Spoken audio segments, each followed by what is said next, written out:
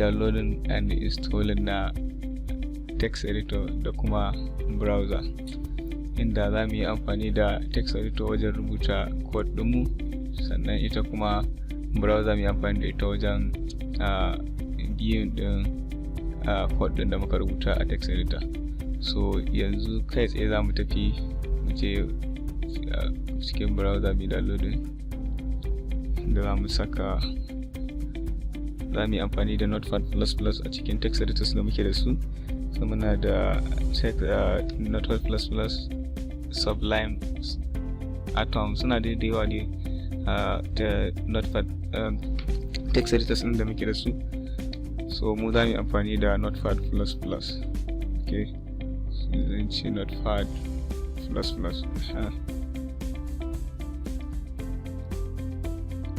So muka yi haka sai mu zo wannan na farko mu zo mu zaɓe,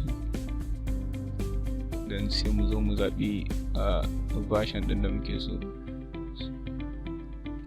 Sai mu zaɓi wannan current version da ake da shi a ƙasa, sai mu download ɗin shi.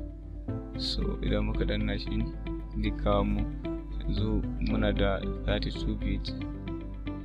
So idan computer ka 32 bit ce sai kai download ɗin, ka danna wannan download. Idan kuma 64 ce, dan sai ka zo nan ka sake ka zaɓi 64, danna wannan installer ɗin.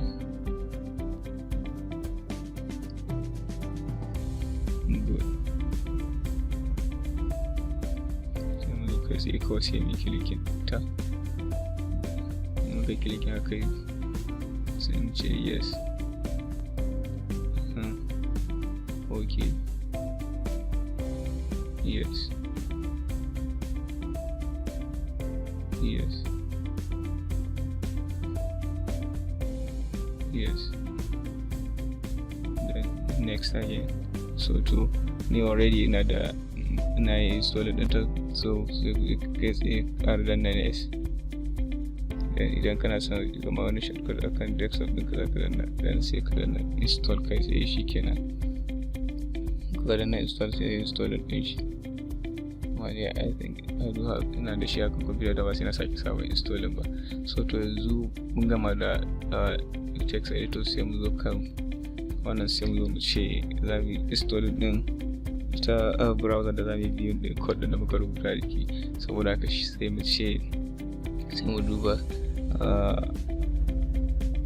bari mu install din mu download Chrome. Akwai fa aka yi download din Firefox sauransu ne, amma mu za mu yi amfani da Chrome kawai.